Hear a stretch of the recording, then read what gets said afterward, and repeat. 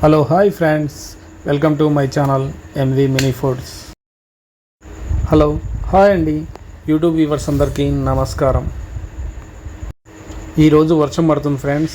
ఈ వర్షంలో వెళ్ళి వేడి వేడి జొన్న రొట్టెలు తెచ్చుకుందామని మా ఫ్రెండ్ వాళ్ళ షాప్కి వెళ్తున్నాను. వీళ్ళు చూడండి ఎలా తయారు చేస్తున్నారో.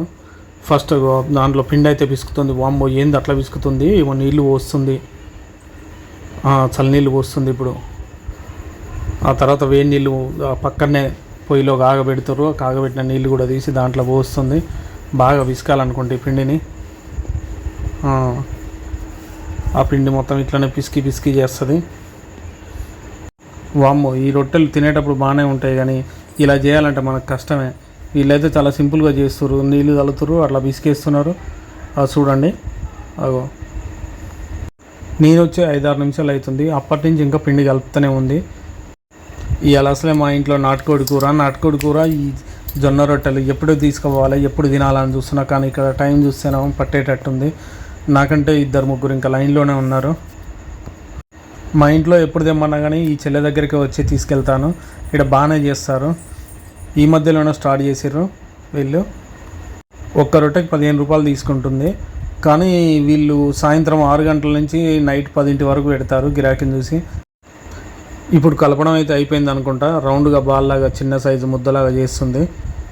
చేసిన దాంతో ఇప్పుడు ఇక మళ్ళీ పొడి పిండి ఏందో అది కలుపుకొని దాని మీద పీట మీద చల్లుతుంది. చల్లిన దాని చేతులతోనే ఈమె సగం జొన్న రొట్టె తయారు చేస్తుంది. ఎట్లా కొడుతుంది చూడండి. దాన్ని కొడతామంటే కొంచెం స్ప్రెడ్ అయ్యి వస్తుంది. చూస్తుండగానే తయారు చేస్తుంది పల్సగా. ఎంత పల్సగా చేస్తుంది చూడండి. ఓమ్మ పీట మొత్తం పీట ఎంత ఉందో దానంతా తయారు చేస్తుంది. అగో 2 చేతులతో, ఒక చేతి కొడితే తొందర కావట్లేదని, గిరాకీ ఎక్కువ ఉందని 2 చేతులతో తయారు చేస్తుంది.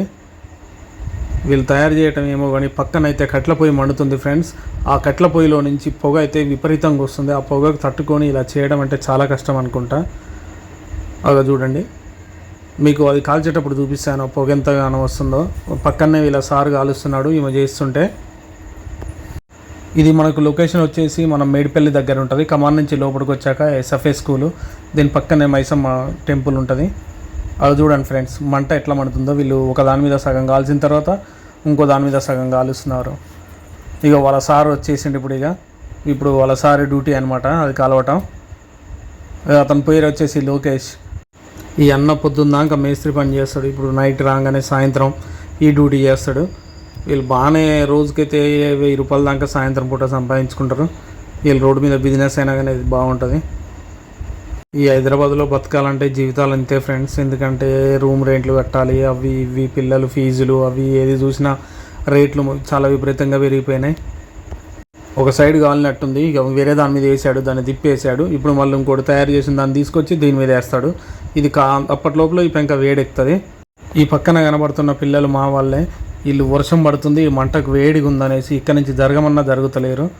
ఈయన్నే ఆడుకోవాలనిపిస్తుంది అంటే వీళ్ళకు. ఈ వర్షంలో కూడా కట్టెలు అయితే బాగానే మండుతున్నాయి, కానీ పాపం వీళ్ళకి కొంచెం పొగ వస్తుంది.